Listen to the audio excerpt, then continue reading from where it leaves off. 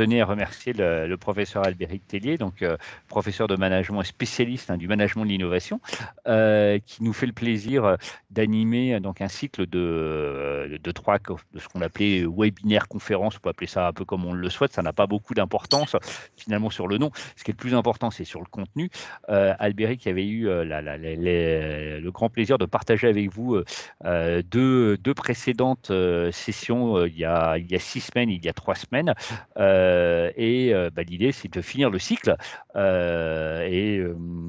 Comme ce qui est aussi intéressant, c'est qu'on l'enregistre, ça permet aussi à un certain nombre de personnes qui ne pouvaient pas être présentes de pouvoir le revisionner, sachant que l'idée, la structuration qu'avait souhaité mettre en œuvre Albéric pour aborder le lien justement entre les industries créatives et particulièrement le monde musical et les processus d'innovation dans les entreprises était de le faire en 3 étapes. Le premier plutôt tourné autour des organisations, le deuxième plutôt tourné autour des projets. Et cette fois-ci, on va plonger au cœur, on va dire, de ce qui est aussi l'essence même de l'innovation, l'humain, sous toutes ses formes, homme, femme ou je ne sais très quel autre type. Mais en tout cas, c'est bien cette idée-là, c'est qu'à la base d'une innovation, qu'elle soit dans le monde musical ou dans le monde de l'entreprise, elle est souvent et très souvent portée avant tout par des personnes inspirantes, innovantes, et on verra bien quelles sont justement ces caractéristiques. Voilà, je ne vais pas m'étendre davantage parce que finalement, le sachant, c'est bien Albéric et c'est pas moi. Et donc, je tenais, Albéric, à te remercier encore très chaleureusement pour à la fois nous faire partager, on va dire, tes connaissances sur ce sujet-là, et puis aussi nous égayer par quelques moments de morceaux musicaux, sachant que l'idée étant quand même à chaque fois de s'inspirer sur des musiques à partir des années 60 jusqu'à 2021 peut-être. Je ne sais pas jusqu'où tu t'arrêteras aujourd'hui, Pas mais loin, pas loin. pas loin, pas loin. Mais l'innovation musicale est effectivement est aussi très intéressante parce qu'elle ne cesse à la fois de se réinventer et c'est aussi comme dans le monde de l'entreprise, on n'a jamais fini d'inventer. Voilà, Albéric, je te laisse la parole et je te remercie encore très chaleureusement d'avoir trouvé le temps de nous partager ces éléments-là. Voilà. Merci Sébastien. Normalement, vous avez mon écran devant vous avec le titre Impeccable. donc, du cycle. Quand les musiciens se Voilà, font innovation. bien, Voilà. absolument. Donc, bonjour à toutes et à tous. Bonjour à celles et ceux qui m'écoutent en direct et puis bonjour à celles et ceux qui m'écouteront un petit peu plus tard en fonction des contraintes d'agenda. Un grand merci Sébastien pour ces propos introductifs. Donc voilà, troisième temps de ce cycle de 3 webinaires. On va parler de management de l'innovation en lien, en prenant comme point d'appui donc l'histoire d'artistes et d'œuvres musicales.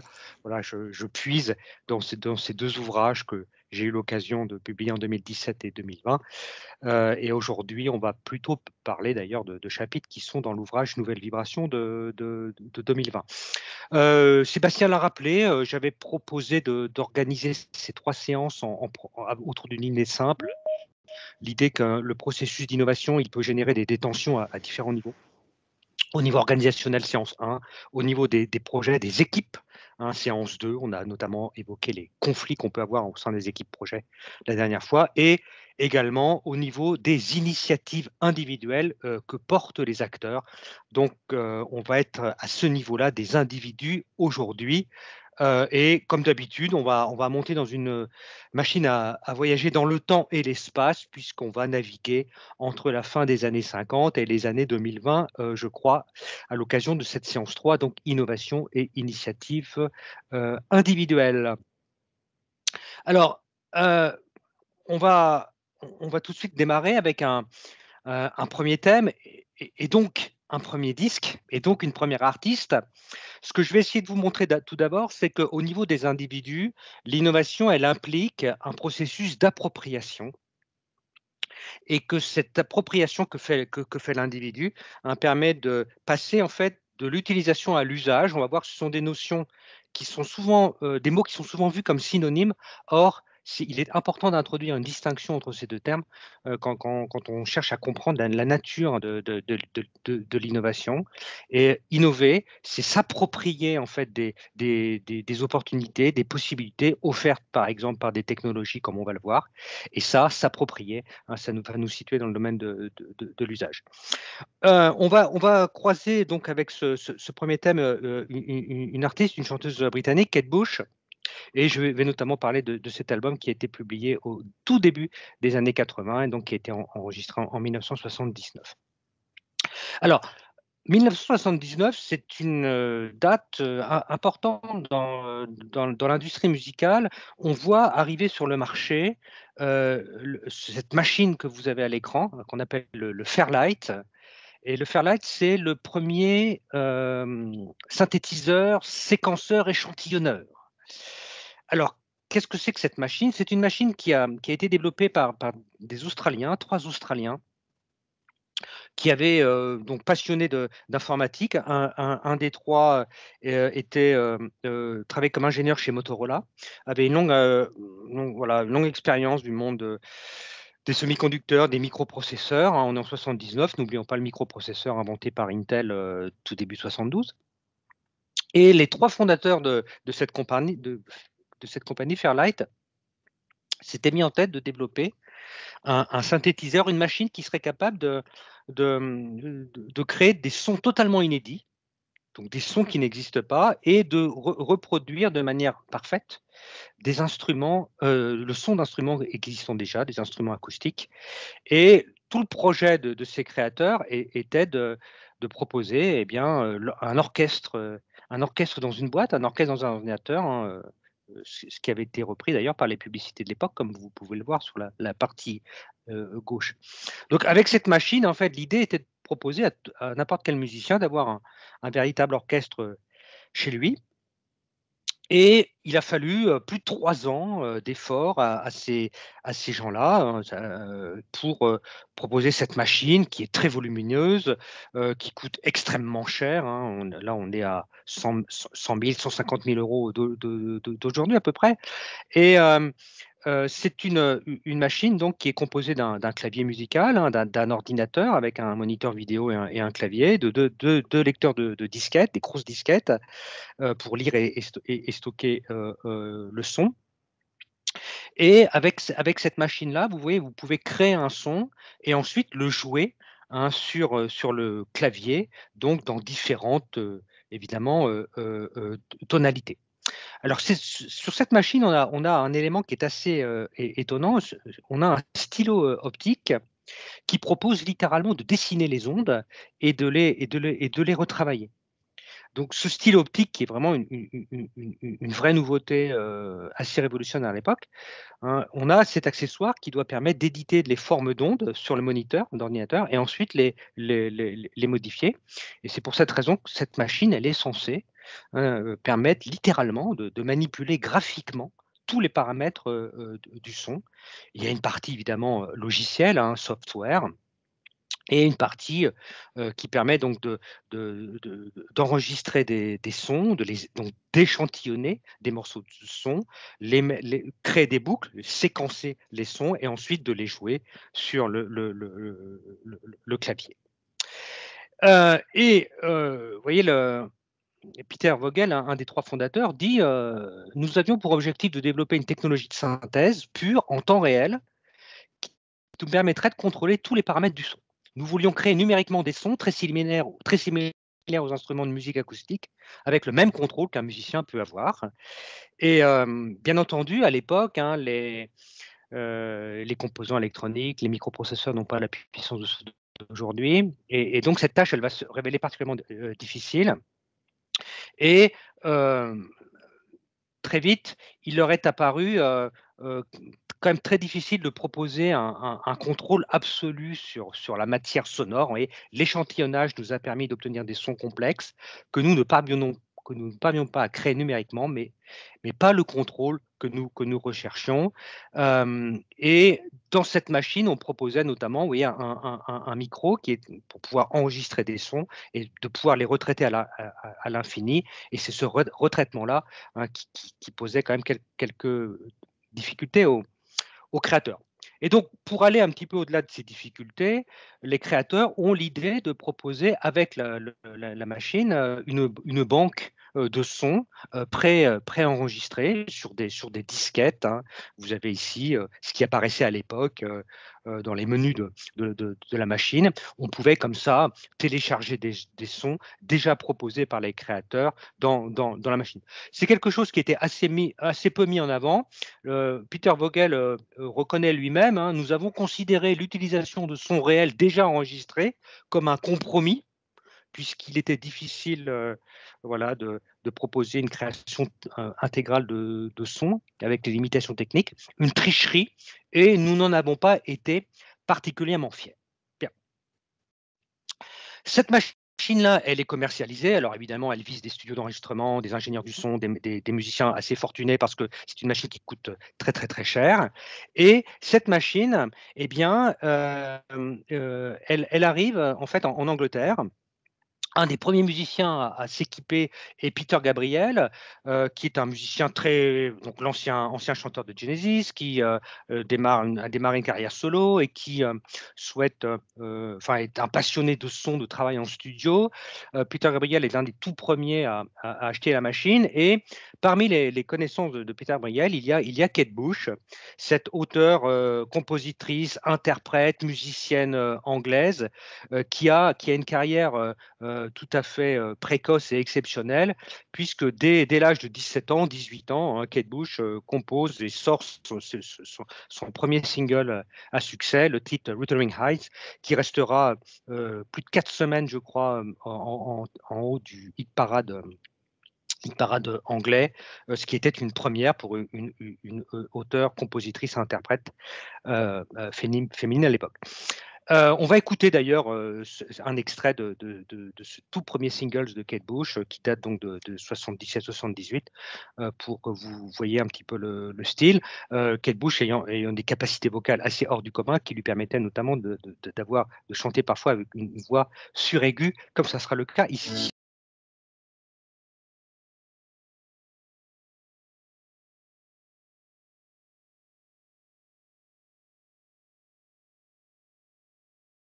Voilà, donc Kate Bush, elle a 17 ans quand elle compose, le texte, la musique de cette chanson. Elle joue le piano et elle interprète et elle va connaître un numéro 1 d'emblée. Kate Bush est très jeune, elle est passionnée par le son, elle aussi, elle connaît Peter Gabriel et c'est ainsi qu'elle découvre cette machine, le Fairlight.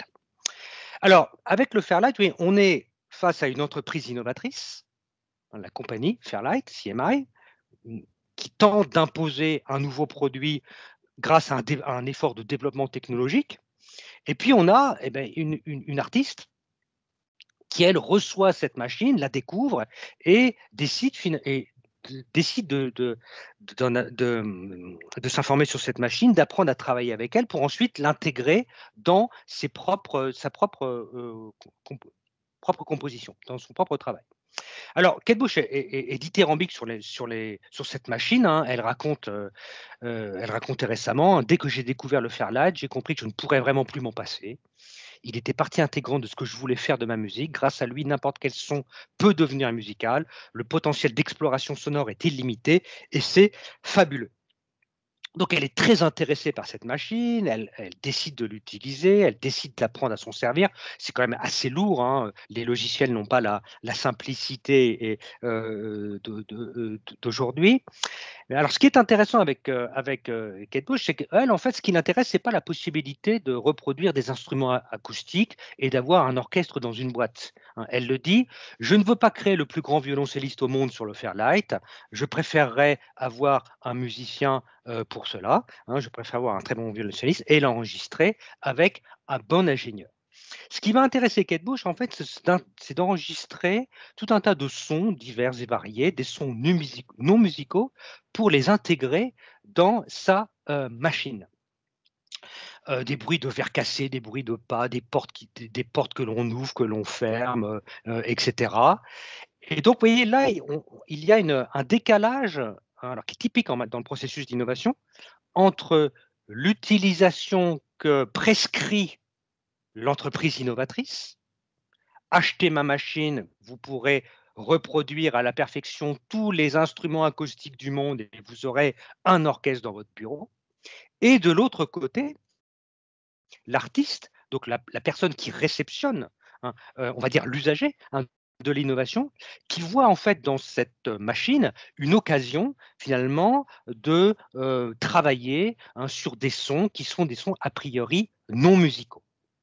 Et donc le travail que va faire Kate Bush avec cette machine, en fait, il s'éloigne en fait de ce qui a été prévu, prescrit, envisagé, imaginé par les concepteurs de l'innovation. Alors ça va donner l'album, Never Forever, hein, donc qui est publié en 1979, en septembre 79. C'est le premier album au monde à utiliser cette nouvelle machine, le Fairlight. Ce qui est très étonnant dans ce disque, c'est que les sons donc qui sont générés, triturés, grâce à la machine, sont combinés à des instruments traditionnels avec des vrais musiciens, mais ils sont utilisés pour enrichir la production. On va trouver des voix en arrière-plan, des claquements de porte, le rechargement d'un fusil, et cetera, et cetera. Alors, ce disque sera lancé par un single, Babouchka, qui va connaître un très, très grand succès sur les ondes, dans le monde entier. Ça va être un des grands succès de la carrière de Kate Bush et je vais vous faire écouter la fin du morceau Babouchka. Vous allez voir comment Kate Bush, elle a intégré des bruits de verres cassés, hein. Ça, c'est une chanson qui parle de difficultés au sein de couple, de rupture amoureuse. Donc on voit bien la signification que peut avoir, hein, le des verres qui se brisent. Et vous allez voir comment l'artiste, elle a intégré ça dans sa musique, hein, comment la machine, le potentiel de la machine a été intégré pour, enrichir la production, mais dans une voie qui n'était absolument pas prévue par les concepteurs. On va écouter la fin du morceau Babouchka.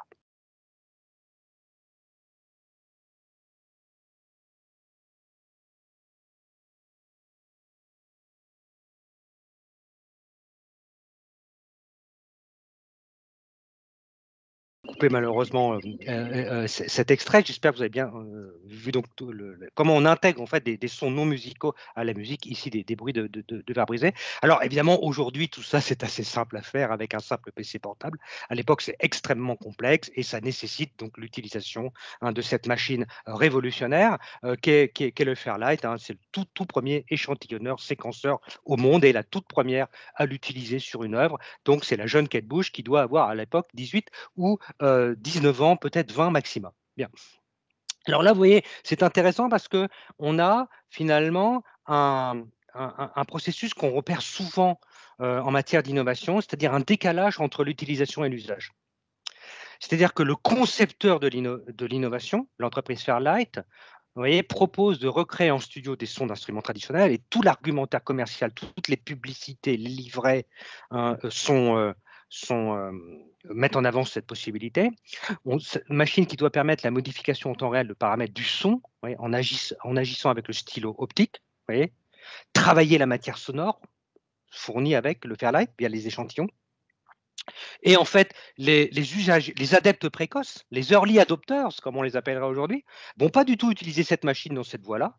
Eux, ils vont en fait chercher à capturer et à traiter n'importe quel son, des sons considérés comme non musicaux pour les intégrer et eux-mêmes faire preuve d'innovation dans le domaine musical. Oui, et là, on retrouve bien cette caractéristique qu'ont certains artistes, hein, visionnaires, révolutionnaires, un travail d'appropriation de la technologie, hein, pour mettre la technologie au service de l'œuvre, au service d'une ambition. Mais cette ambition, elle amène à s'éloigner, hein, de l'utilisation qui a été prescrite par le concepteur.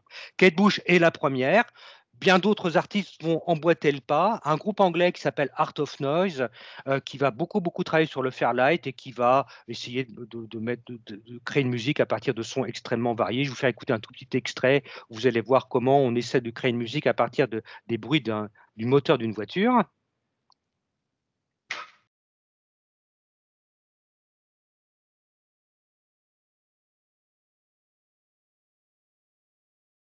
Bon, alors évidemment, ça a un petit peu vieilli, hein, voilà, ça début des années 80. Jean-Michel Jarre, peut-être que certains d'entre vous, sont fans de Jean-Michel Jarre, a publié un album, très particulier dans sa discographie qui s'appelle Zoolook, qui a été uniquement, conçu à partir de cette machine, le Fairlight. Jean-Michel Jarre avait, collecté des voix du monde entier et les avait comme ça, intégrées à sa musique via la machine. Ça, c'est l'early adopters, oui, l'early adopters qui eux vont être donc les premiers à utiliser le Fairlight. Et puis ce qui est intéressant, c'est que par la suite, on va avoir des suiveurs, d'autres artistes qui, eux, vont, on va dire, se contenter des catalogues de sons préenregistrés et qui étaient livrés avec la machine et qui vont utiliser finalement cette machine comme une banque de sons déjà préenregistrés sans forcément chercher à aller plus loin, à utiliser le stylo optique, à travailler sur les ondes, etc. Et donc, vous voyez, cette révolution qu'était le stylo optique qui devait servir à créer et à triturer la matière sonore va être quasiment peu utilisé par les utilisateurs. Les pionniers vont plutôt partir sur des sons non musicaux, tandis que les suiveurs vont se contenter des banques de sons déjà proposées. Alors, parmi ce catalogue, on a un son qui va être repris par énormément, mais des centaines et des centaines d'artistes, hein, et qui est un son qui a été enregistré au départ par Peter Vogel, pardon, à partir d'un disque de Stravinsky. Ce son s'appelle Orc One et je vais vous le faire écouter. J'ai une petite vidéo. Ça va vous montrer que, oui, après les artistes pionniers, on va avoir des artistes un petit peu suiveurs qui, eux, vont être dans des comportements d'imitation et qui vont se contenter des fonctions de base de la machine. Et ce son Orc 5, c'est un son qui démarre en fait l'œuvre de Stravinsky. Et bien, on va le retrouver dans tout un tas de singles des années 80, comme le montre ma petite vidéo tout de suite. Alors attendez, je me suis trompé. Voilà, là, elle va arriver maintenant.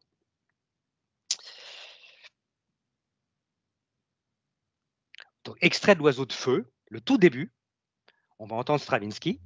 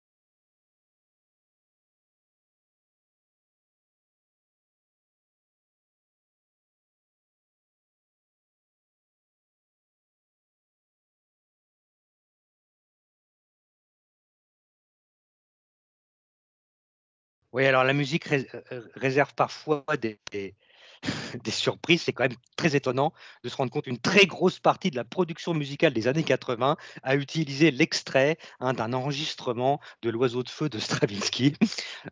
Mais donc d'ailleurs aujourd'hui, si vous voulez faire une production qui sonne un petit peu années 80, eh bien les artistes qui veulent faire ça, n'hésitent pas à aller rechercher, hein, ces sons du Fairlight et notamment ce son Orc One que l'on vient d'écouter, hein. Bruno Mars notamment reprend pas mal ce type de son dans sa discographie, hein, puisque les années 80, enfin, sont redevenues un petit peu à la mode depuis quelque temps.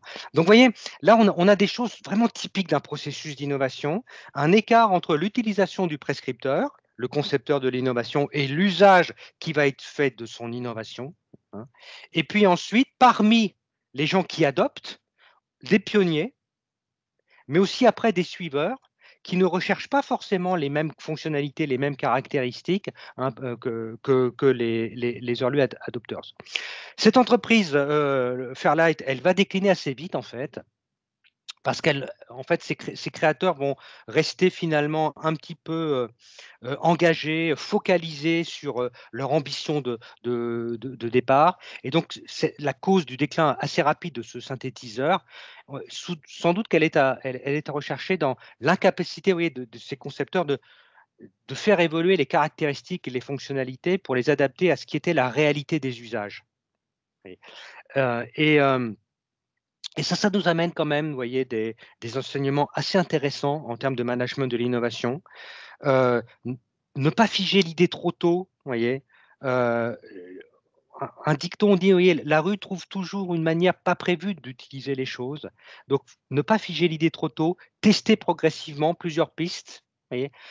Se mettre en relation avec les clients le plus tôt possible, les early adopters, pour comprendre pourquoi ils utilisent le produit, quels sont les problèmes qu'ils veulent résoudre, les fonctionnalités qu'ils utilisent, celles qu'ils n'utilisent pas du tout. Vous voyez, il est quand même très étonnant de voir que pendant des années et des années, l'entreprise Fairlight a mis en avant les possibilités de son style optique, alors que manifestement, ça n'intéressait personne. Itérer très vite pour apprendre du marché et pour apprendre des usagers successifs, et puis maqueter, prototyper, expérimenter, en d'autres termes, faire essayer. Sans doute que si les créateurs avaient été plus soucieux d'analyser l'usage réel qui était fait de leur machine, peut-être qu'ils auraient pu finalement s'adapter à ces usages et proposer des machines sans doute moins chères, mais plus cohérentes avec ce qu'attendaient les usagers. Décalage entre l'utilisation et l'usage. Ça, c'est vraiment une problématique qu'on retrouve dans tout un tas de secteurs hein, dans l'innovation. Et quand le concepteur de l'innovation reste complètement focalisé sur l'utilisation initiale qu'il envisageait, eh bien, soit il échoue, soit il passe à côté d'opportunités. Oui, je prends un exemple très récent. Vous avez sur la gauche la publicité pour Amazon Echo, qui est donc ce boîtier qui nous promet de piloter par la voix tout un tas de choses et notamment d'avoir des applications en domotique. Vous voyez, dans cette publicité, on a l'utilisation telle que l'envisage Amazon et ce que l'on nous propose de piloter par la voix ce boîtier pour écouter de la musique, pour avoir les nouvelles, la météo, pour toutes les tâches de domotique, augmenter le chauffage, baisser les stores, mettre en route ou éteindre les alarmes, passer des messages téléphoniques, etc. etc. Ça, c'est la promesse de l'utilisateur que l'on met en avant dans la publicité. Mais ça, c'est l'utilisation. Et de l'utilisation découle d'ailleurs le mode d'emploi hein, de la machine. Là, vous êtes dans le monde de l'utilisation. Et puis sur la partie droite, vous êtes dans le monde de l'usage réel, concret. Peut-être que certains d'entre vous ont vu cette vidéo passer sur les réseaux sociaux, notamment hein, sur TikTok, je crois. C'est une vidéo qui a été filmée par une maman en caméra cachée qui s'interrogeait sur la manière avec laquelle son petit-fils faisait ses devoirs. Vous avez un enfant, il a 4-5 ans, et il fait ses devoirs. Alors les devoirs, c'est pas marrant, on a déjà eu une journée d'école, on voudrait aller jouer avec les copains et on est obligé de faire ses devoirs. Et ce petit gamin de 4-5 ans, il est en train de faire des exercices de mathématiques. Il a des additions, des soustractions, tout ça. Donc ça lui plaît pas et il aimerait bien y consacrer le moins de temps possible. Voilà. Et ce petit gamin, il a découvert que sur la table, il y a un objet, quand on lui pose des questions, il répond. Eh bien, ce petit gamin, alors je vais lancer le son, le son n'est pas très bonne qualité, je ne sais pas si vous allez entendre, mais voilà ce que fait l'enfant pour son exercice de soustraction.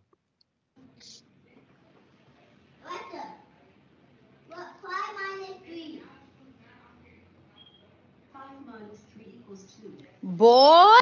Voilà, et là, un moment qui lui dit, écoute, c'est pas comme ça qu'on doit faire ces maths. Donc voilà, oui, cet enfant, lui, il a 5 ans et il a très bien compris que une addition, une soustraction, c'est peut-être quelque chose qu'on pouvait transformer en question à poser à la machine. Et il lui demande, alors voilà, 3 moins 2, ça fait combien? Ou 5 moins 3, je ne sais plus. Voilà. Là, on est dans le domaine de l'usage. On est dans le domaine de l'usage, on est très loin de l'utilisation telle qu'elle a été imaginée par les ingénieurs d'Amazon. Hein. On ne nous promet pas ça hein, dans les publicités Amazon. Et pourtant, vous voyez, prendre conscience de ce décalage entre l'usage et l'utilisation, c'est à la fois découvrir des raisons qui font que le produit ne marche pas, mais c'est aussi découvrir des gisements incroyables d'opportunités. Il y a sans doute un marché du coach, vous voyez, ou de l'assistant virtuel automatique pour faire les devoirs. dictée, table de multiplication, verbe irrégulier en anglais, et j'en passe. Oui, utilisation et usage, on retrouve déjà ça dans dans cet exemple de, de Kate Bush, qui est elle-même innovante dans l'usage qu'elle fait de technologies qu'on lui propose. Voilà pour le premier thème que je voulais aborder avec vous. Je ne sais pas si on a une ou deux réactions à chaud. On a une question dans le chat, mais je pense que vous y avez répondu partiellement, qui relevait l'inadéquation de la conception et du besoin, donc on revient sur le Fairlight, avec le besoin réel de la cible et du produit, justement le Fairlight. Et que Edith s'étonnait de pourquoi développer une idée si coûteuse sur la base d'une vision de l'évolution du monde de la musique. Est-ce que c'est une prise de risque? Est-ce qu'elle est limitée ou pas? Alors, il y a toujours une prise de risque, effectivement. C'est une machine qui technologiquement est très avancée, enfin, est assez révolutionnaire. Elle est portée par des gens qui se réclamaient, qui le disent d'ailleurs, qui étaient avant tout des passionnés de son et des ingénieurs, hein, qui pensaient que voilà, la technologie allait s'imposer par elle-même.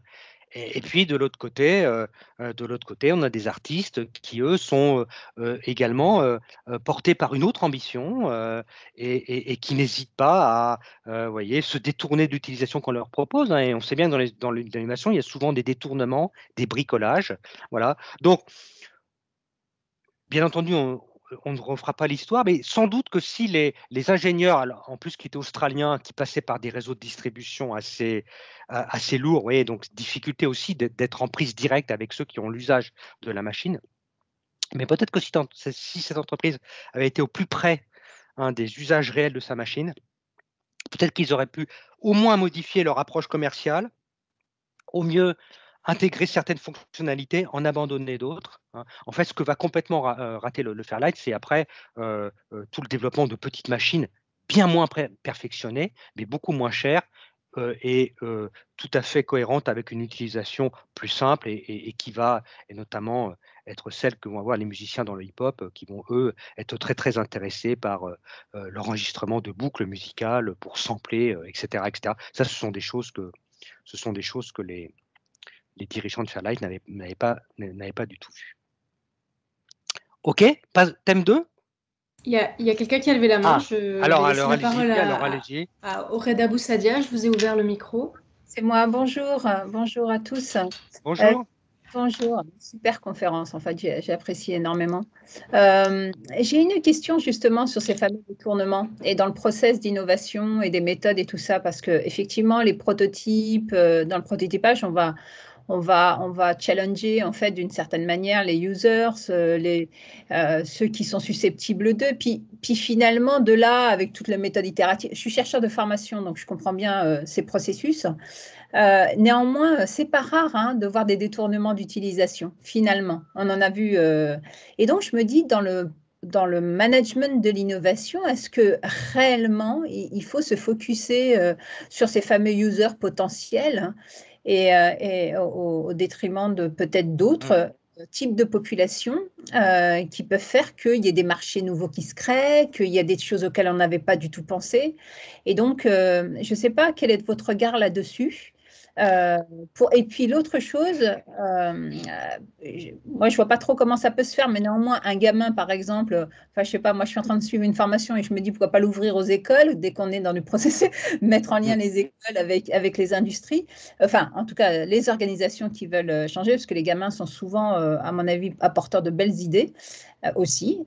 Et donc du coup, est-ce qu'il y a des outils, on parle beaucoup de digitalisation, parce que là on parle évidemment, pour les entreprises qui sont très globales, le marché il est global. Et comment finalement faciliter, même s'il y a le storyboard et tout ça, mais quand même, comment faciliter la relation entre un prototype et des gens du bout du monde qui pourraient être intéressés et qui trouveraient un usage auquel personne n'avait pensé en fait, hein. Voilà, c'est vraiment ma question, ça. Oui. Alors, il y a beaucoup, beaucoup, beaucoup de choses. Je vais essayer d'aller vite parce que sinon, Christian va me dire que je dépasse le temps à 14 heures. Alors, oui, alors, vous avez parlé d'écart. Oui, alors c'est très fréquent, effectivement, l'écart entre l'utilisation et l'usage. C'est même plus la règle que l'exception, hein. Moi, cet exemple que je prends, ce n'est qu'un exemple en lien avec la musique, mais c'est tout sauf une anecdote. C'est vraiment très, très, très, très fréquent, et ça vous l'avez dit. Ça permet effectivement de découvrir souvent des marchés qui n'existent pas, hein, des marchés. Et là, typiquement, enfin, on pourrait tout à fait creuser le marché, voilà, le marché du coach virtuel, voilà, de l'assistant, du prof virtuel presque, ou pour certaines tâches assez répétitives, les verbes irréguliers, des choses comme ça. Alors après, vous dites dans le même temps, si je fais le lien avec le management de l'innovation, c'est quand même pratique d'avoir d'avoir en tête au départ un client cible, d'avoir un utilisateur, parce que ça va faciliter la collaboration entre la R&D, la production et le marketing. Vous voyez, quand le marketing doit travailler avec la R&D, si on n'a pas un minimum, vous voyez, là, un portrait robot d'un profil type, avec une utilisation type, c'est très, très, très difficile d'avancer, c'est très difficile de se mettre d'accord, qu'est-ce qu'on intègre, qu'est-ce qu'on n'intègre pas. Donc c'est là où c'est piégeux, c'est que contrairement à une idée reçue, en fait, le client, il est pas sous-représenté dans les phases amont, il est souvent surreprésenté. C'est-à-dire qu'on se met d'accord sur un profil et on ne change pas ce profil. Et ça fige les réflexions. Oui, les trois Australiens, là, c'est sans doute ce qu'il leur après. Il y a une espèce de focalisation exclusive sur un profil type. Et donc après, effectivement, et en même temps, si on n'a pas un profil au départ, c'est très difficile de faire que des gens dans des fonctions différentes travaillent ensemble. Donc, et après, vous avez utilisé le mot, il faut des démarches itératives, expérimentées, etc., alors qui sont plus ou moins faciles à faire, hein. Le Fairlight, c'est une start-up, hein, ils sont 3 au départ, hein, c'est une toute petite qui fabrique ses machines à l'unité. Voilà, donc c'est pas une grosse multinationale qui a les moyens. Alors c'est vrai que la digitalisation, elle ouvre sans doute des perspectives. Là, avec le Fairlight, on est avec une machine qui doit être fabriquée, assemblée, installée. C'est vrai que voilà, quand on teste de nouvelles applications, de nouveaux logiciels, de nouveaux services en ligne, peut-être qu'effectivement, on peut imaginer via des plateformes, via des communautés, hein, de ces expérimentations. Et après, ça montre aussi à quel point ça peut être intéressant d'abandonner la bonne vieille règle en marketing qui est de faire dans les études de marché des échantillons représentatifs de la clientèle visée. Le petit gamin que vous avez à l'écran, il n'est pas du tout représentatif de la clientèle visée et pourtant lui, il a de sacrées idées, vous voyez. Bon. Donc effectivement, ça pose beaucoup de questions. On voit bien les pièges dans lesquels on peut tomber. Après, voilà, encore une fois, hein, trouver des recettes qui fonctionnent à tous les coups, voilà, c'est loin de moi cette idée. Merci. On enchaîne.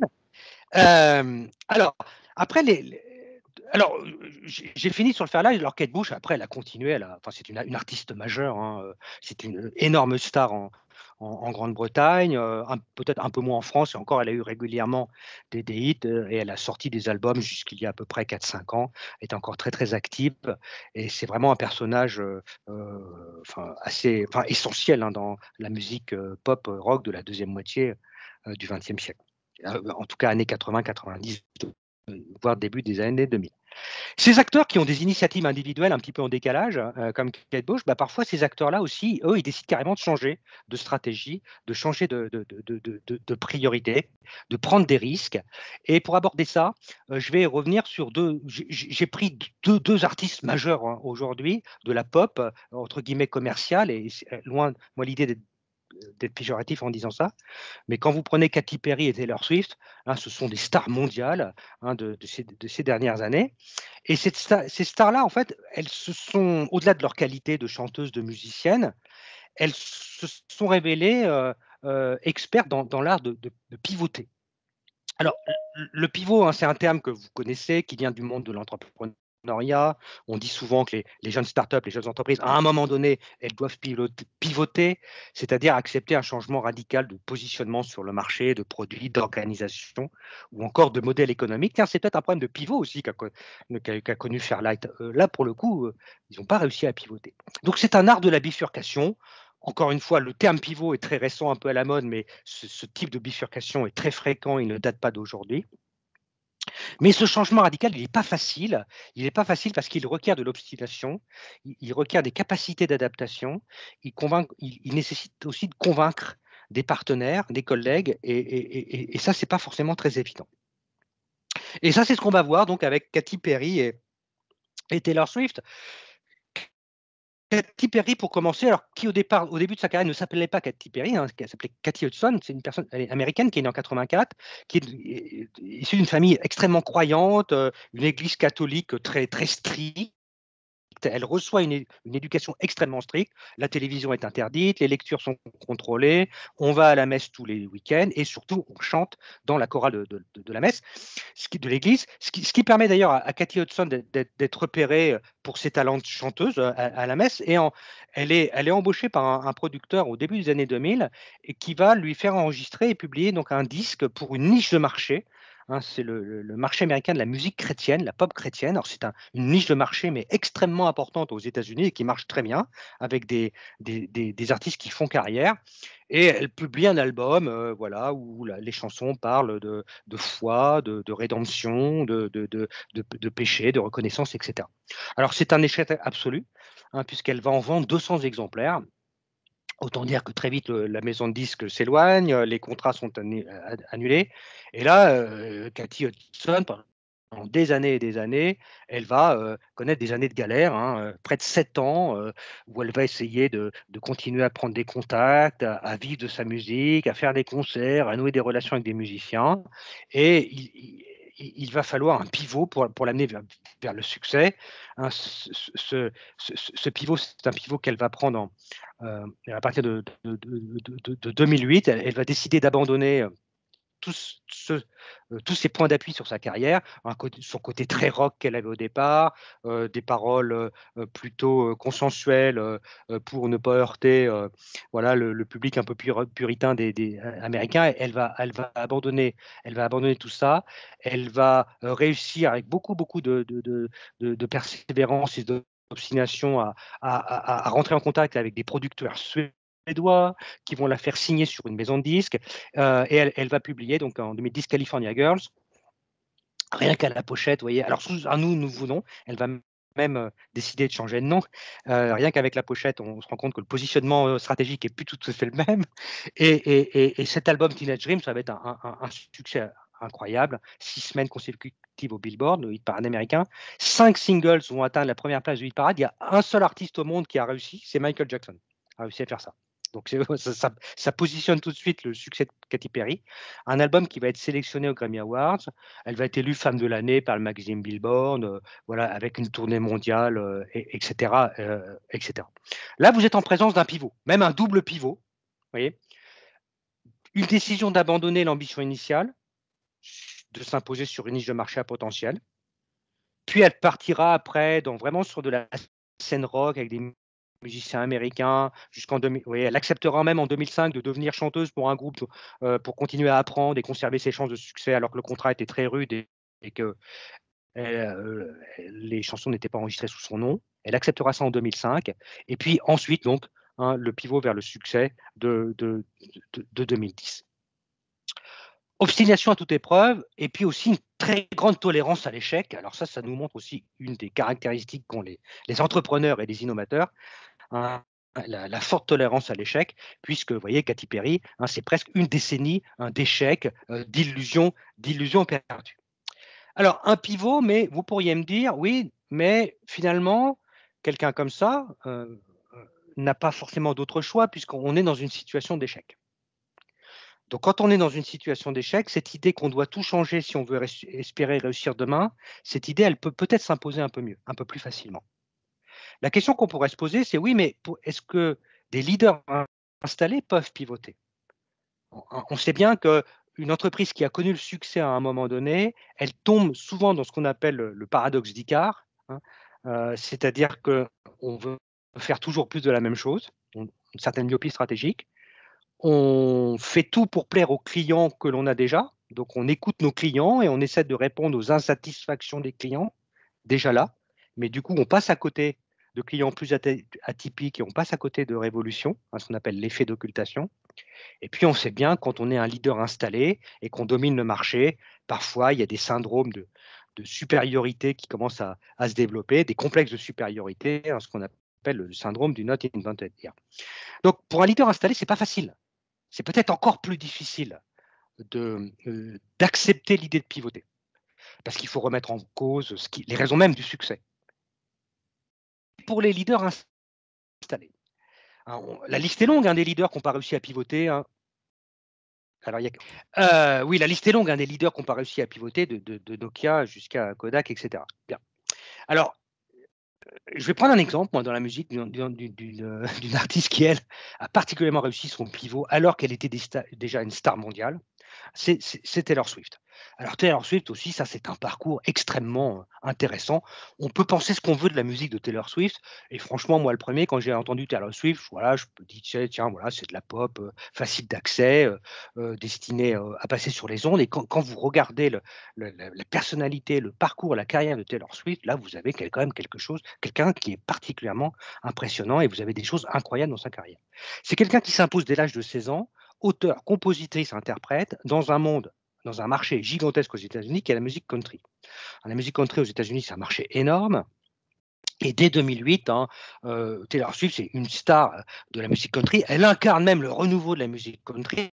Elle est d'ailleurs poussée par tous les professionnels de la country qui disent on a enfin une femme jeune qui va pouvoir redynamiser notre image de la musique country qui est peut-être un petit peu poussiéreuse. Et donc, c'est dès le. Alors attendez, C'est revenu Ouais, mais hop, et ça je saute. reviens. Ça saute, pas de souci. Ça sera coupé au montage. Tout à fait. Voilà. Mais désolé pour celles et ceux qui sont en direct pour le coup. Et donc, oui, dès 2008, voilà, Taylor Swift, c'est une star, l'album le plus récompensé de toute l'histoire de la musique country, 11 semaines à la première place du Billboard, du hit parade américain, etc. Et puis, sur la période 2009-2010, une tournée, 63 millions de dollars de recettes. En 2012, Taylor Swift continue sur ce créneau. Elle en est à 26 millions d'albums vendus, 75 millions de téléchargements de sa musique. Elle multiplie les contrats avec des marques de chaussures, de parfums, de matériel électronique. Dès 2014, le magazine Forbes estime sa fortune à 284 millions de dollars. Okay.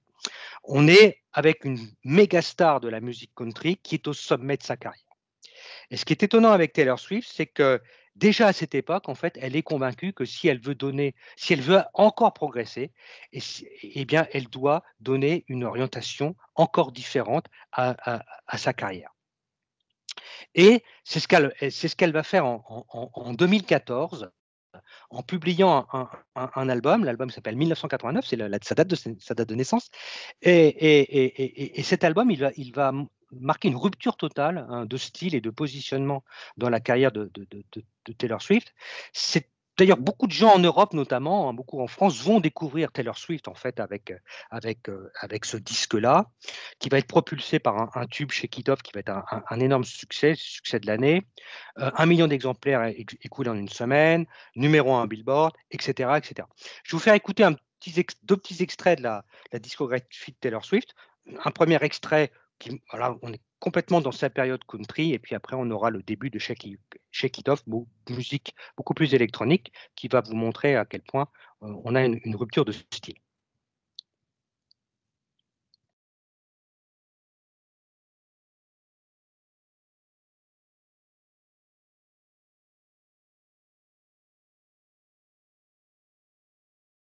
Couper Shake It Off. Alors, oui, on a vraiment deux styles complètement différents. Le premier morceau, on retrouve les instruments de la country, les acoustiques, le violon, etc. Après, on a les boîtes à rythme, on a les sons de synthétiseurs de la pop d'aujourd'hui. Taylor Swift, auteur, compositeur, interprète, c'est-à-dire que derrière, voilà, c'est des morceaux qu'elle a écrits, qu'elle a composés, etc. Donc voilà, on peut se dire, ok, bah, Taylor Swift, le pivot, elle sait ce que c'est. Non, elle était déjà numéro 1 sur un marché avec des très bons résultats, et elle n'a pas hésité à prendre des risques.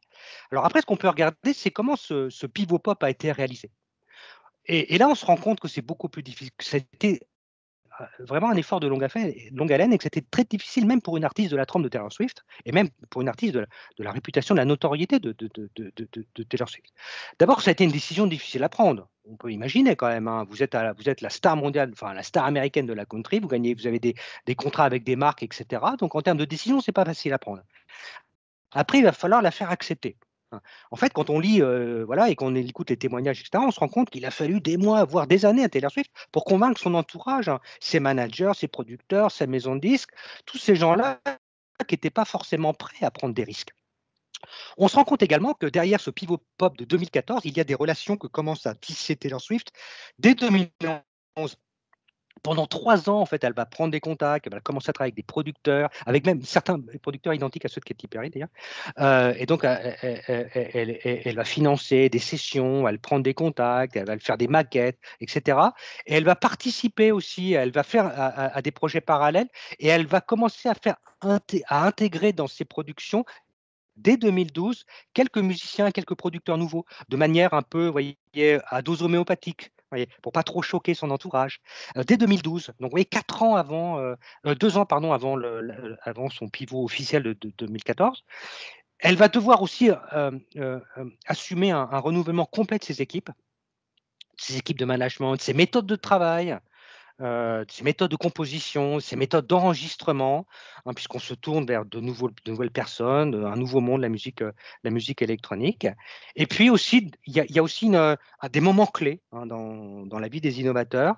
En 2013, Taylor Swift fait une apparition au Energy Music Awards en Europe. Elle est assez peu connue à l'époque. Et ça, elle entre en contact avec le monde en fait, de la pop et de la R&B mondiale. Et elle a dit plusieurs fois que cette découverte, cette apparition, en fait, hein, lui a permis de se rendre compte qu'il y avait autre chose que la country, il y avait d'autres mondes que la country, et ça lui a donné envie de prendre ses risques. Donc, vous voyez, ce pivot qu'on pourrait considérer comme quasiment allant de soi, quand on regarde comment il s'est déroulé, on retrouve à nouveau prise de risque, obstination, persévérance, etc. Et là, de la part d'un artiste, d'une artiste, hein, qui était déjà au sommet, et c'est ce qui fait aussi, je trouve, l'originalité du cas. Voilà pour ce deuxième thème. Je ne sais pas s'il y a une réaction à chaud ou si j'enchaîne sur le troisième. Il y avait une toute petite remarque sur, vous parlez des qualités de ces innovateurs qui sont principalement obstination et tolérance à l'échec. Et Nicolas Debray disait que les sportifs aussi avaient ces caractéristiques et je suis assez d'accord. Je me suis demandé même s'il y avait une différence à noter entre les sportifs et les artistes. Donc voilà, je ne sais pas trop. Alors, obstination, persévérance, tolérance Bien à sûr. l'échec, ça c'est incroyable. Après, le pivot est peut-être plus difficile. Parce qu'on sait bien qu'un sportif, plus il avance, plus il se spécialise dans ses gestes, dans ses méthodes d'entraînement, etc. Il y a certains pivots célèbres, hein, dans l'histoire de la musique, de l'histoire de l'athlétisme notamment. Marie-Josée Pérec, me semble-t-il, qui passe du 200 au 400, ça c'est aussi un vrai pivot. Mais effectivement, en tout cas, dans les traits de caractère, je pense qu'il y aurait effectivement des points communs. Et on me dit les J'ai chercheurs, écouté au moment des questions. aussi. En tout cas, les chercheurs devraient pivoter, ça c'est vrai. Ouais, ouais. Après, c'est aussi des décisions pas faciles à prendre. Alors, je reviens sur mon... Pour la partie 3. Voilà, troisième thème. Alors, on a vu beaucoup d'exemples sur les 3 séquences, beaucoup d'exemples d'innovation. C'est bien d'innover une fois. Après, voilà, dans une carrière d'artiste, de chercheur ou de sportif, il faut parfois réussir à innover plusieurs fois, à innover régulièrement, fréquemment, hein, maintenir une capacité d'innovation dans le temps. Hein, ça, c'est aussi un autre enjeu du management de l'innovation. Et comment, vous voyez, comment des acteurs peuvent, voilà, régulièrement porter par leurs initiatives individuelles des projets nouveaux. Comment, et quelles sont les conditions de la régénération. Bon. Et bien là aussi, la musique, elle nous amène des exemples particulièrement éclairants. Et l'exemple que je vais prendre ici, il va nous amener à faire un long voyage dans notre machine à remonter le temps, puisqu'on va retourner à la fin des années 50 et on va être dans un autre style musical. On va quitter la pop de Katy Perry, Taylor Swift, pour aller dans le jazz de Miles Davis. Et je vais notamment vous parler de la genèse de cet album qui est une bande originale de film, le film Ascenseur pour l'échafaud de Louis Malle de 1957. Alors, Miles Davis, quand on s'intéresse au jazz et à la musique en général, c'est une figure assez quand même incroyable. Bon, c'est un génie sans aucun doute, qui a révolutionné son instrument, la trompette, mais aussi le jazz. Et c'est quelqu'un qui avait une capacité incroyable à se réinventer. puisque on considère, hein, les musicologues et les passionnés de jazz, les amateurs de jazz, considèrent que Miles Davis, il a révolutionné 5 ou 6 fois le jazz dans sa carrière. Il invente le cool jazz à la fin des années 40. À la fin des années 50, il va être à l'origine de la création du jazz modal, qui va être une révolution essentielle dans l'histoire du jazz. Le jazz modal, c'est là-dessus que je vais revenir. Dans les années 60, il publiera des disques qui montrent une tentative de fusionner le jazz et le rock. Donc Miles Davis est vraiment un des précurseurs, si ce n'est l'inventeur du jazz rock, pour le meilleur. Après, le jazz rock a parfois donné un peu le pire, mais enfin voilà. Dans les années 70, il essaiera d'intégrer des sonorités orientales, d'intégrer des éléments de la musique funk dans sa musique, avec des disques qui aujourd'hui sont considérés comme des chefs-d'œuvre, mais qui à l'époque ont été plutôt des échecs commerciaux. Au début des années 80, il se dirigera vers la pop, il n'hésitera pas à faire des reprises de morceaux de Cyndi Lauper, de Michael Jackson, et il aura d'ailleurs un grand succès public au début des années 80, et en 91, juste avant sa mort, il tentera de fusionner le jazz et le hip-hop avec d'ailleurs un travail qui sera publié sous la forme d'un disque posthume inachevé. Mais dans ce disque de 1991, eh bien, Miles Davis tente la fusion du jazz et du hip-hop. Oui, la question qu'on peut se poser, c'est d'où vient cette capacité à se réinventer? Comment Miles Davis a fait? Eh bien, moi, je vais me centrer sur une de ces révolutions, un moment de la carrière de Miles Davis, qui est donc en 1957. On est 2 ans avant la révolution du jazz modal qui va amener Miles Davis à publier Kind of Blue, qui est l'album qui inaugure officiellement le jazz modal, qui est l'album le plus vendu de l'histoire de jazz, tout artiste confondu, et qui évidemment est le plus grand succès de Miles Davis. Miles Davis, en 57, 2 ans avant, c'est quelqu'un qui s'ennuie. Déjà, c'est quelqu'un qui est parti dans une direction qui est celle d'un jazz en big bang, avec une formation assez étoffée, comme vous le voyez là sur la photo, il est en répétition. Un jazz qui utilise aussi pas mal d'arrangements et d'instruments classiques. Il travaille beaucoup avec Gil Evans, qui est un arrangeur particulièrement réputé. On le devine là en train de diriger la session. Et je vais vous faire écouter le Miles Davis de 1957 avec un extrait de cet album Miles Ahead.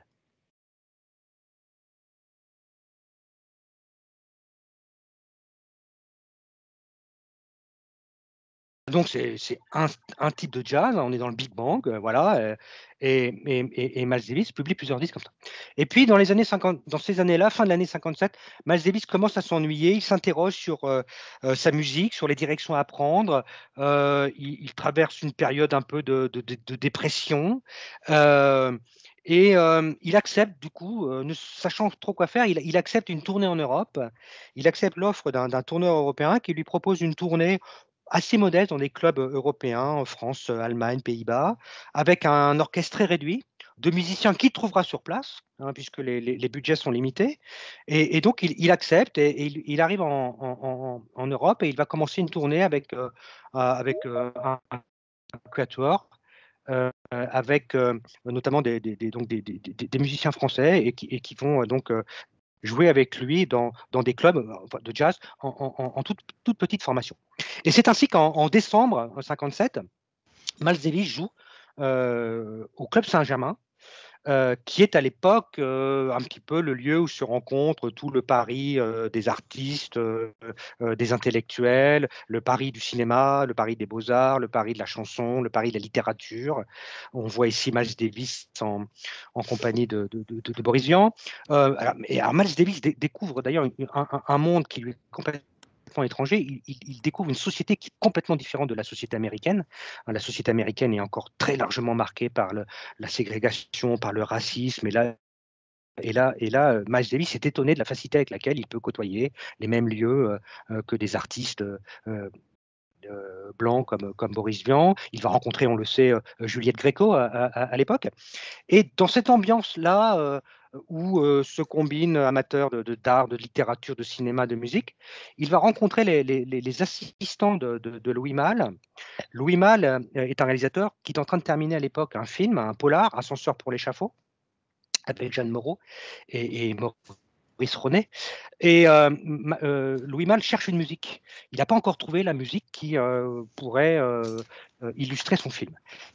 Et les assistants de Louis Malle disent à Miles Davis, est-ce que finalement tu n'accepterais pas de composer la musique d'Ascenseur pour l'échafaud?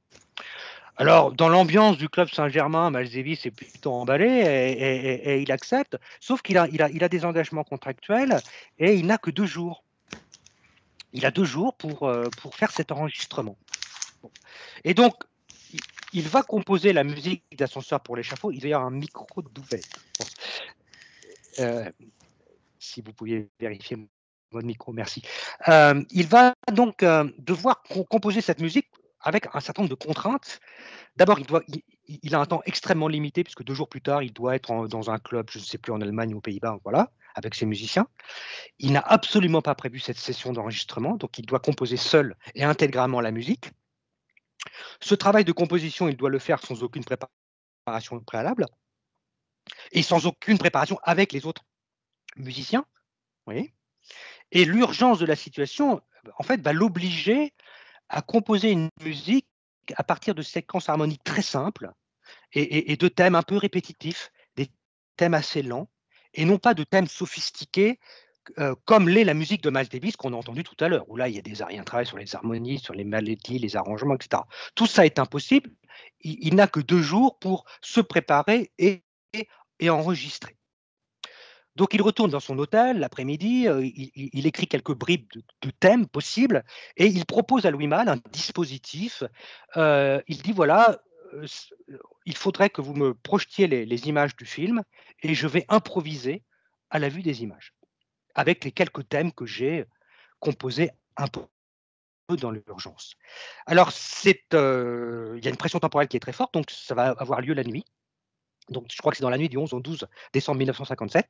Miles Davis va avoir pendant 4 heures l'occasion de se voir projeter les images du film Ascenseur pour l'échafaud et il va devoir improviser à la vue des images et il va composer sur ce créneau de 4 heures à peu près une cinquantaine de minutes de musique. Alors, c'est un dispositif qui est assez lourd, qui est très inédit à l'époque. Alors, Louis Malle accepte, bon an, mal an, les ingénieurs les collaborateurs de Louis Malle sont plutôt perplexes et pas forcément très heureux à l'idée de mettre en place ce dispositif lourd et qui plus est la nuit. Et Miles Davis va comme ça jouer devant les images d'Ascenseur pour l'échafaud. On a tous en tête les images de Jeanne Moreau déambulant dans la nuit parisienne au son de la trompette de Miles Davis. J'ai une petite vidéo, la qualité n'est pas extraordinaire, elle est d'époque, puisque ça a été tourné à l'époque. On va écouter Miles Davis et surtout, on va le voir devant cet écran en train d'improviser.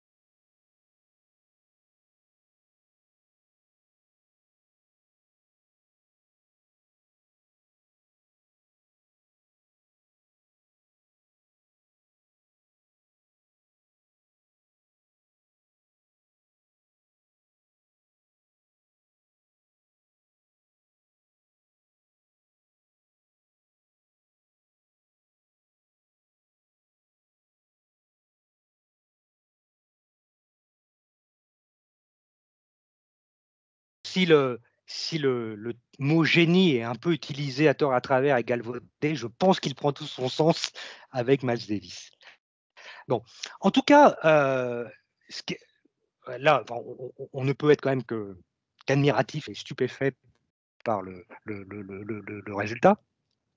Alors, ce qui est très intéressant, c'est que les spécialistes de jazz et les musicologues, que je ne suis pas, vous disent, Miles Davis, cette nuit de décembre 57, il jette les bases du jazz modal. C'est-à-dire que c'est à ce moment-là qu'il se tourne vers une musique plus simple, plus épurée, faite de silence, de thèmes, vous voyez, assez simples, un peu répétitifs, et avec toute une couleur dans sa musique qui convient parfaitement, évidemment, à l'ambiance, ici à l'ambiance du film. Et donc, vous voyez, cette rupture qu'est le jazz modal de 1959, il prend ses racines, vous voyez, dans cet acte créatif-là de décembre 57. On est face à une rupture créative, à un moment de rupture ici. Ce moment-là, qu'est-ce qu'il nous apprend en termes d'innovation? Je pense qu'il nous apprend au moins 4 choses. D'abord, l'importance de l'expérimentation. Je pense que Miles Davis, son producteur, les musiciens, Louis Malle, tous ces gens-là ne savaient pas exactement ce que ça allait donner. Mais on expérimente. C'est-à-dire qu'on se donne dans un temps déterminé des moyens, on accepte de dépenser des ressources, de consommer des ressources, vous voyez, dans un moment, dans un lieu, pour voir ensuite les résultats que ça peut donner. On est en présence d'un dispositif d'expérimentation. Quand on veut innover, il faut explorer. Pour explorer, il faut expérimenter. Ça nous montre aussi l'importance des contraintes. Finalement, quand tout va pour le mieux dans le meilleur des mondes, on n'a pas besoin de penser différemment, d'imaginer des manières nouvelles de faire les choses. Sans contrainte, pas de créativité. Et là, il y a énormément de contraintes. Il y a des contraintes d'agenda, il y a des contraintes de temps, il y a des contraintes liées au manque de préparation, la taille de l'orchestre, le dispositif à mettre en place qui est très contraignant, il faut lancer le film. Hein. Bon. Mais toutes ces contraintes-là, eh bien, elles s'avèrent être des conditions propices en fait à la créativité. Aussi, si on regarde la genèse de ce disque-là, et donc du jazz modal, finalement, ce moment-là, il est le résultat d'un certain nombre d'événements qu'il était impossible de prévoir et de programmer. Miles Davis s'ennuie, il ne sait pas quoi faire, il accepte de partir en Europe, il passe par le Club Saint-Germain, il rencontre les assistants de Louis Malle, qui cherchent justement une musique. Il y a quand même beaucoup de hasard, de concours de circonstances. Donc, vous voyez, l'innovation ne se programme jamais complètement. Elle ne se planifie jamais contrairement. Mais l'art d'innover, c'est sans doute l'art de profiter de ces moments-là, hein, où de la nouveauté, de l'inédit arrive. Et il a fallu, vous voyez, que Miles Davis puisse entrer en relation. On a un petit bruit bizarre, j'ai un bruit bizarre, un peu de l'arsène dans les oreilles. Oui, je regarde. Et vous voyez, en fait, ce projet, il est le résultat de relations nouvelles que Miles Davis a pu tisser, qui l'ont amené dans un monde nouveau, le monde du cinéma. Et pour entrer en relation avec ce monde-là, il a fallu qu'il rencontre des personnes dans un endroit, à une occasion particulière, le Club Saint-Germain. Et donc, ça nous montre l'importance des réseaux de relations. Plus particulièrement, vous voyez, vous avez des travaux sur la créativité qui montrent que la créativité, elle est aussi affaire de réseaux de relations et que les innovateurs, les créatifs plutôt, sont souvent des gens qui ont des réseaux de type cœur-périphérie. Alors, c'est quoi un réseau de type cœur-périphérie, pardon? C'est un réseau de relations qui est constitué d'un cœur très dense. Ça, c'est les partenaires dans la durée, les gens que vous connaissez très bien. Vous avez confiance en eux parce qu'ils sont bons, ils connaissent leur métier, ils sont experts dans différents domaines. Vous pouvez vous appuyer sur eux, vous pouvez leur faire confiance, vous pouvez leur déléguer des tâches. Ça, c'est le cœur du réseau. Miles Davis, tout au long de son carrière, il a un cœur de réseau extrêmement dense, avec des personnes qui vont l'accompagner du début à la fin, notamment son producteur, Théo Massero. Donc ça, c'est le cœur du réseau. Des gens chez sa maison de disques aussi, hein, dans son management. Donc un cœur très dense, beaucoup de relations qui changent peu dans le temps. Mais à la périphérie de ce réseau de relations, on va avoir un renouvellement en fait de relations. Des acteurs qu'on rencontre pendant un moment, qu'on ne voit plus ensuite, des acteurs nouveaux avec qui on a des relations. Et quand Miles Davis va au Club Saint-Germain, là, typiquement, il enrichit la périphérie de son réseau. Il rencontre Louis Malle. Voilà. Et sur une occasion donnée, cette relation nouvelle à la périphérie de son réseau de relations va lui permettre, voyez, de développer des idées créatives. Périphérie.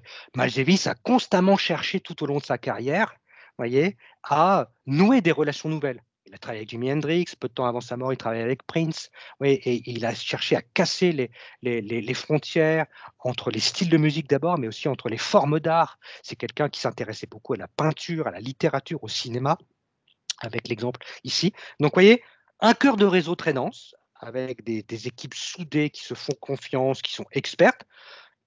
Il fallait aussi, le génie de Miles Davis, on peut le reconnaître, mais il fallait aussi que les musiciens suivent derrière dans son art de l'improvisation, et une périphérie de réseau qui est régulièrement renouvelé. Et là, on a se dessinent, vous voyez, des conditions propices à la créativité, et puis l'importance du leadership. L'innovation, c'est aussi une force de conviction. Parmi les qualités personnelles que l'on voit aujourd'hui, il y a aussi de la force de conviction. Il fallait que le tourneur accepte qu'on reste une journée de plus à Paris. Il fallait que Louis Malle accepte. Il fallait que un certain nombre de personnes acceptent le dispositif. Donc, innover, c'est aussi avoir une force de conviction pour faire accepter la déviance.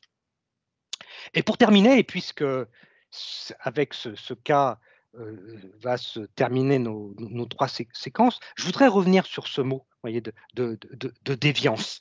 C'est quasiment le premier mot que j'ai prononcé quand on s'est rencontrés il y a maintenant plusieurs semaines. Je dis voilà, l'innovation, le mystère de l'innovation, c'est comment quelque chose de déviant devient normal. Et toute la question posée par au management, c'est comment je fais pour gérer la déviance. Et bien entendu que dans les arts, il y a beaucoup de déviance chez les artistes. Et je voudrais illustrer cette idée en restant sur Miles Davis. Le Miles Davis des années 50, c'est le Miles Davis que vous avez en photo ici. C'est le Miles Davis souvent photographié en noir et blanc. C'est le Miles Davis de Kind of Blue, donc l'œuvre magistrale de Miles Davis qui ouvre, c'est la révolution du jazz modal.